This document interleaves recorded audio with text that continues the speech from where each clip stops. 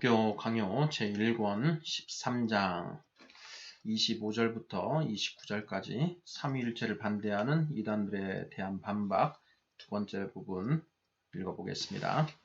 25절 삼위 모두 신적 본질을 지니심. 그러나 그들은 이 점에서 속고 있는 것이 분명하다. 각 위가 신적 본질 가운데 자기 자신의 분리된 몫을 지니고 있는 것으로 상상하고 있으니 말이다. 그러나 우리는 성경에 근거하여 다음과 같이 가르친다. 즉 하나님의 본질이 하나이며 따라서 성자와 성령의 본질이 낳은 바 된 것이 아니지만 성부께서 순서상 첫째가 되시고 또한 바로 앞에서 논의한 바대로 그가 친히 그의 지혜를 낳으셨으므로 성부를 가리켜 신성 전체의 시초요 근원이라고 생각하는 것이 옳다는 것이다. 그리하여 단서가 없는 그냥 하나님은 나신 바 되지 않으신 분이요 또한 성부 역시 그의 위격에 관한 한 나신 바 되지 않으신 것이다. 그들은 또한 어리석게도 우리의 진술은 결국 사위일체를 상정하는 것으로 결론 지을 수 있다고 생각한다. 그들의 머리로 생각해낸 허구를 우리에게 거짓으로 씌워서 마치 우리가 삼위가 한 본질로부터 파생되어 나온 것으로 이야기하는 것처럼 주장하는 것이다. 그러나 우리의 글들에서 분명히 나타나는 대로 우리는 위격을 본질과 분리시키는 것이 아니고 각 위들이 그 본질 내에 머물러 있는 상태에서 서로 구별된다는 것을 주장하는 것이다. 만일 위격이 본질과 분리되었더라면 이 사람들의 추리가 설득력을 지닐 수도 있었을 것이다. 그러나 그렇게 추리를 이어가면 결국 하나님 안에 삼위가 계신 것이 아니고 삼신이 하나로 결합되어 있는 것이 되고 마는 것이다. 그들은 우리가 마치 삼위일체에서 삼신이 파생된다고 생각하기라도 하는 것처럼 삼위일체를 구성하는 데에 본질이 협력하였는가 하지 않았는가를 묻지만 그런 쓸데없는 질문이 이로써 답변된 셈이다. 그들은 또한 만일 본질이 협력하지 않는다면 삼위일체는 결국 하나님이 없는 허구가 되고 말 것이라고 반론을 제기하지만 이 역시 동일한 어리석음의 소치인 것이다. 본질이 삼위일체의 일부 또는 구성원으로서의 구별에는 기여하는 바가 없지만 그럼에도 불구하고 각 위들은 본질이 없는 것도 본질 바깥에 있는 것도 아니다. 성부께서 하나님이 아니시라면 그는 성부이실 수가 없었고 성자께서도 하나님이 아니시라면 그 역시 성자이실 수가 없었기 때문이다. 그러므로 우리는 하나님은 절대적으로 스스로 존재하신다고 고백한다. 또한 그렇기 때문에 성자는 하나님이시며 따라서 스스로 존재하신다고 고백한다. 그러나 동시에 그의 위격으로 보면 그는 성자이시므로 그가 성부로부터 존재하신다고 고백하는 것이다. 이렇게 볼 때에 그의 본질은 시작이 없다. 그러나 그의 위격의 시작은 하나님 자신이신 것이다. 과거에 삼위일체에 대해서 말한 정통적인 저술가들은 삼위일체라는 용어를 오직 위격에 대해서만 사용하였다. 이 구별 속에 본질까지도 포함시켰다면 아마도 어리석은 오류가 되었을 것은 물론 크나큰 불경이 되었을 것이다. 삼위일체를 이 세 가지 본질, 성자, 성령으로 구성된 것으로 만들고 싶어하는 자들은 성자와 성령의 본질을 완전히 말살하는 것이다. 그렇지 않다면 서로 하나로 묶여진 부분들이 서로 혼합되는 것이 되는데 그렇게 되면 그 어떠한 구별도 망가지게 되어버리는 것이다. 성부와 하나님이 서로 동의어라면 그리고 성부가 다른 두 위를 신격화하는 주체가 된다면 성자에게는 그림자밖에는 아무것도 남지 않게 될 것이요 결국 삼위일체는 한 하나님과 두 피조물의 결합 이외에 아무것도 아닌 것이 되고 말 것이다. 26절 성자가 성부께 복종한다는 것도 핑곗거리가 되지 않음. 그들은 반론을 제기하기를 그리스도께서 진정 하나님이시라면 그를 아들이라 부르는 것은 잘못이라고 한다. 이에 대해서 나는 앞에서 이미 답변한 바 있다. 곧 한 위를 다른 위와 비교할 때에는 하나님이라는 이름을 성부를 지칭하는 것으로 보아야 한다고 했다. 성부께서 신격의 시초이시기 때문이다. 광신자들의 어리석은 주장처럼 그가 신적 본질을 수여하신다는 의미에서가 아니라 순서상으로 볼 때에 그가 신격의 시초이시다. 영생은 곧 유일하신 참 하나님과 그가 보내신 자 예수 그리스도를 아는 것이니이다 라는 그리스도의 말씀은 이런 의미로 이해해야 할 것이다. 그는 여기서 중보자의 위격으로 말씀하시면서 하나님과 사람 사이의 중간의 위치를 취하고 계신 것이다. 그러나 그러면서도 그의 위엄은 감소되지 않는 것이다. 그는 자기를 비우시긴 했으나 성부와 함께 소유하시는 그의 영광이 그로 인하여 사라진 것이 아니기 때문이다. 그리하여 사도는 히브리서에서 그리스도께서 잠시 동안 천사보다 못하게 되셨다는 것을 인정하면서도 동시에 그가 땅에 기초를 두신 영원하신 하나님이심을 주저하지 않고 선언하고 있는 것이다. 히브리서 1장 10절. 그러므로 우리는 그리스도께서 이처럼 중보자의 위격으로 하나님을 부르실 때에는 언제나 이 하나님이라는 이름 아래 자기 자신의 신격도 포함된다는 것을 주장해야 할 것이다. 그러므로 그리스도께서는 사도들에게 내가 아버지께로 떠나가는 것이 너희에게 유익이라. 아버지는 나보다 크심이니라고 말씀하셨는데 그렇다고 해서 그가 자기 자신을 등급이 한 단계 낮은 신으로 간주하셔서 자신이 영원한 본질 면에서 성부보다 열등하다는 것을 자인하시는 것이 아니라 그가 하늘의 영광을 부여받으셨기 때문에 신자들을 함께 모아 그 영광을 함께 나누게 하시겠다는 의도를 나타내신 것뿐이었던 것이다. 그는 성부께 더 높은 지위를 부여하시는데 이는 하늘에서 나타나는 그 밝은 완전한 영광의 광채가 그가 육신을 입고 계실 때에 그에게서 나타나는 영광의 분량과는 다른 것을 보셨기 때문이다.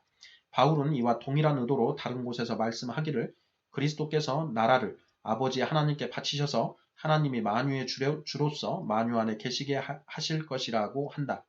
그리스도의 신성이 영원하라는 것을 부인하는 것처럼 어리석은 것이 없는 것이다. 그러나 그리스도께서 영원토록 하나님의 아들로서 처음부터 존재해오신 그대로 동일하게 머물러 계신다면 성부께서 지니는 신적 본질과 성자께서 지니는 신적 본질이 하나인 것이 되는 것이다. 그리고 그리스도께서 우리에게 강림하신 것도 우리를 성부께로 올리시며 그리하여 동시에 우리를 자기 자신에게로 올리시기 위함이었던 것이다.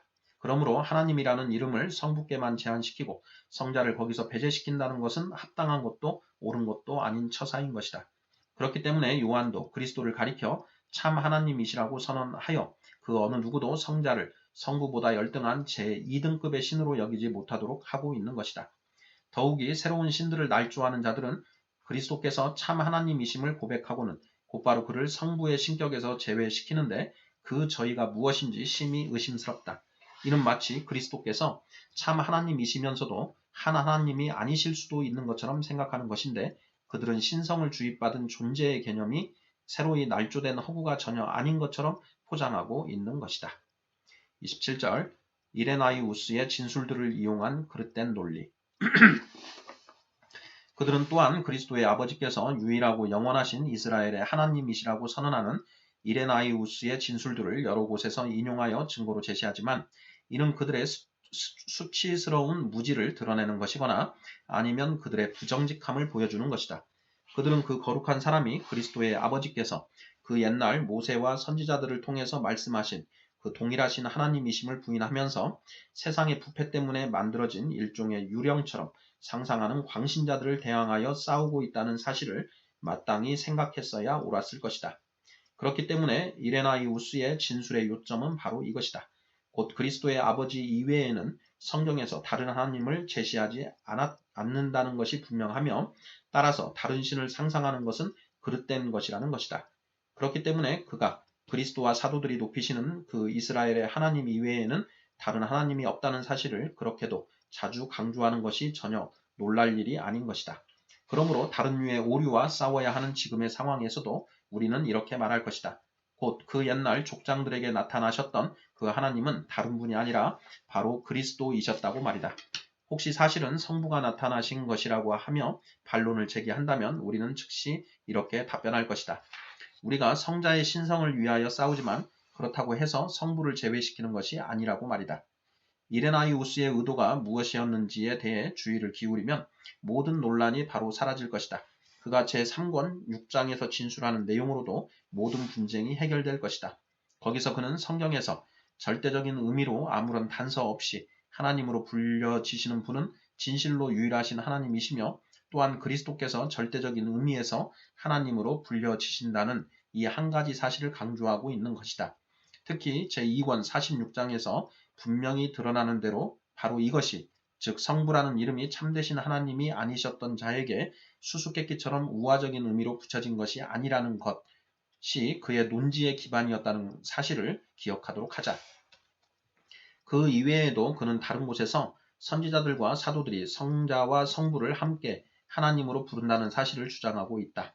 후에 그는 만유의 주시며 왕이시요 심판자이신 그리스도께서 어떻게 만유의 하나님이신 분에게서 권세를 받으셨는지를 규명한다. 즉 그가 십자가에서 죽으시기까지 자기를 낮추셔서 그 하나님께 복종하심으로 말미암아 권세를 받으셨다는 것이다.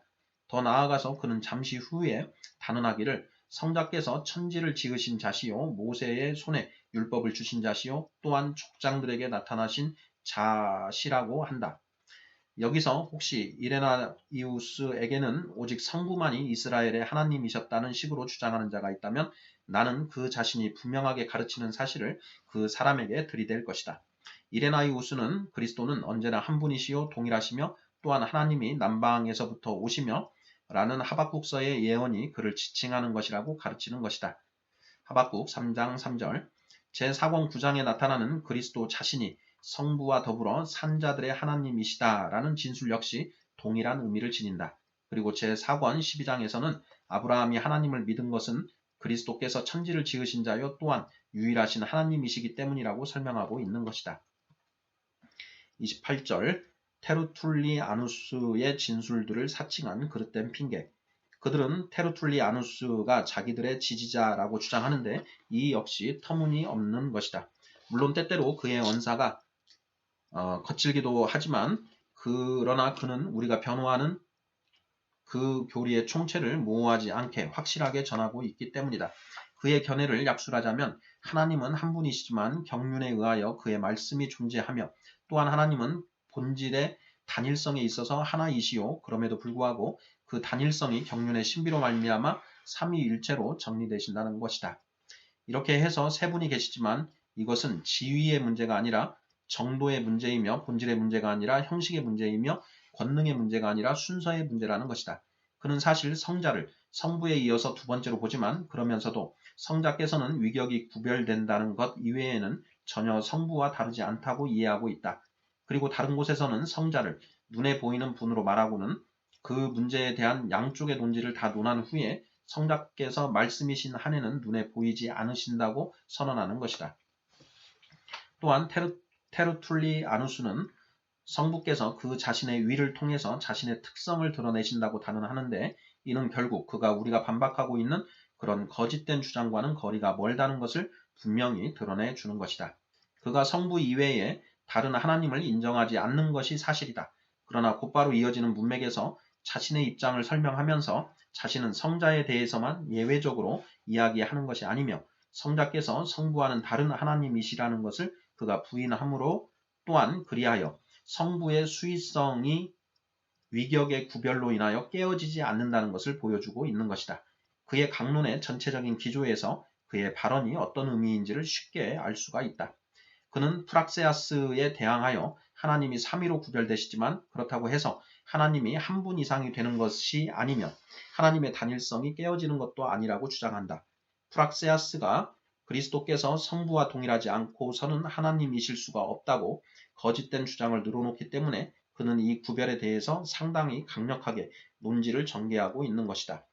테르툴리아누스는 말씀과 성령을 전체의 일부분으로 부르는데 이는 물론 아주 거친 발언이지만 그럼에도 불구하고 용납할 수가 있다. 테르툴리아누스 자신이 증언하듯이 그것이 본질을 가리키는 것이 아니고 단지 유격에만 관계되는 배치와 경륜을 드러내는 것뿐이기 때문이다. 이에 대해서 그는 또 진술하기를 오 지극히 악한 프락세아스여 삼위의 이름의 숫자만큼 위가 계신 것이 아니면 대체 얼마나 많은 위가 계시단 말인가 라고 한다. 그리고 조금 뒤에 가서는 그들이 각기 그 이름과 위격을 지니신 성부와 성자를 믿기를 바란다고도 하였다. 테르툴리아누스의 권위를 사칭하여 순진한 자들을 죽이려는 이 사람들의 파렴치한 수작이 이로써 충분히 반박되고도 남는다고 나는 생각한다. 29절 교부들이 한결같이 삼위일체를 확증함. 고대 교부들의 저술들을 부지런히 비교하는 사람이면 누구든지 알게 되겠지만 이레나이우스의 가르침은 그 이후의 사람들이 가르치는 바와 조금도 차이가 없다. 유스티누스는 가장 초기의 교부 중에 한 사람이지만 그 역시 모든 점에서 우리와 사상이 일치한다. 우리를 반대하는 자들은 유스티누스와 나머지 교부들이 그리스도의 아버지를 유일하신 하나님으로 부른다고 하며 반론을 제기할 것이다. 힐라리우스 역시 같은 것을 가르치며 더 예리한 어조로 영원성은 성부께 있다고 이야기한다. 그러나 이것이 성자의 신적 본질을 빼앗는 것인가? 아니다.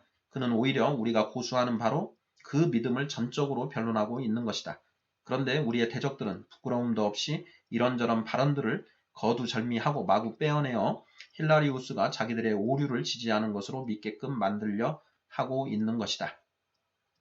그들은 이그나티우스도 인용하는데 그것이 조금이라도 무게가 있는 것이 되려면 사순절 등의 부패한 제도들에 관한 법을 사도들이 만들어냈다는 것을 증명하기부터 해야 옳을 것이다. 이그나티우스의 이름 아래 제시되어 온 그 어처구니 없는 제도들처럼 역겨운 것은 없을 것이다. 그러나 남을 속이기 위해 그런 가면으로 자신을 위장한 자들의 파렴치함은 그보다도 더 참을 수가 없다. 고대 교부들의 일치된 의견은 다음과 같은 사실에서 잘 드러난다. 니케아 공의회에서 아리우스는 자기의 주장을 제시하면서 고대에 인정된 저술가 중 자기의 주장을 뒷받침해 줄 수 있는 사람을 하나도 인용하지 못하였고 히랍의 교부나 라틴의 교부 중 어느 한 사람도 자신이 과거의 교부들과 견해를 달리한다고 발언한 예가 없다는 사실이다.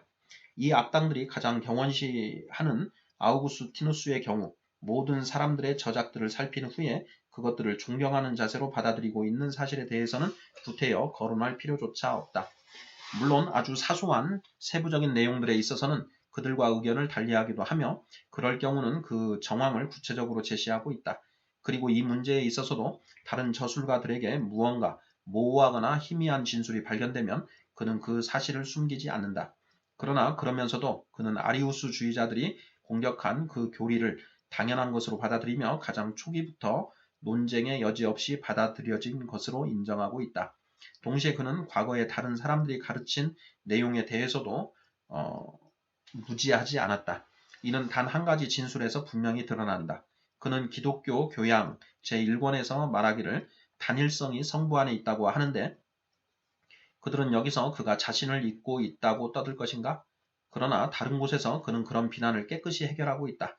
곧 성부께서 아무에게서도 비롯되지 않으셨기 때문에 그를 가리켜 신격의 시초라 부르며 또한 하나님의 이름이 특히 성부를 지칭한다고 지혜롭게 진술하고 있다. 시초가 성부에게 있지 않다면 하나님의 단일성이란 생각조차 할 수가 없기 때문이다. 자, 이제 경건한 독자들은 지금까지 교리에 대한 순전한 믿음을 왜곡시키고 어둡게 만들기 위하여 사탄이 사용해온 온갖 비난들이 지금까지의 논의를 통해서 반박된 것을 인식하리라 믿는다. 마지막으로 나는 이 교리의 총체에 대해서 이로써 신실하게 설명하였다고 믿는다. 단 독자들이 스스로 호기심을 절제시키고 필요 이상으로 복잡하고 혼란스러운 논쟁을 계속하려 들지만 않는다면 말이다. 무절제하게 사변을 즐기는 자들에게는 전혀 만족스럽지 못할 것이라 여겨지기 때문이다. 나는 내게 불리할 것이라 생각되는 내용을 고의로 빼놓은 일이 없다. 그러나 동시에 교회의 덕을 세우는 일이 지극히 중요하다 생각하기 때문에 별로 유익이 없고 독자들에게 쓸데없이 괴로움만 안겨줄 그런 여러 가지 문제들에 대해서는 언급하지 않는 것이 더 좋다고 여겼다. 성부께서 항상 나으시는가 아닌가에 대한 논란 따위가 대체 무슨 의미가 있겠는가? 삼위께서 영원 전부터 하나님 안에 존재하고 계신 것이 분명하니 계속해서 나으시는 것을 상상한다는 것은 그야말로 어리석은 일인 것이다.